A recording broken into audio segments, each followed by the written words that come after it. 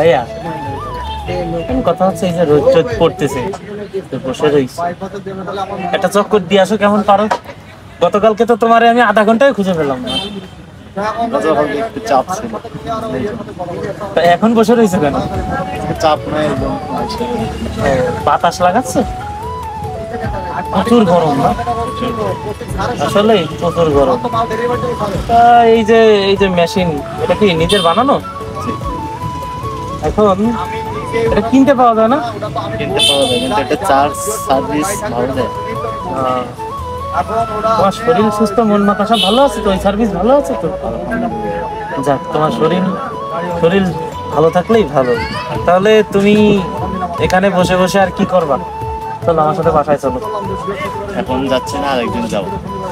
আচ্ছা ঠিক আছে, তাহলে অগ্রিম দাওয়াত থাকলো। বললাম যে কোনো একদিন যাবো। ঠিক আছে।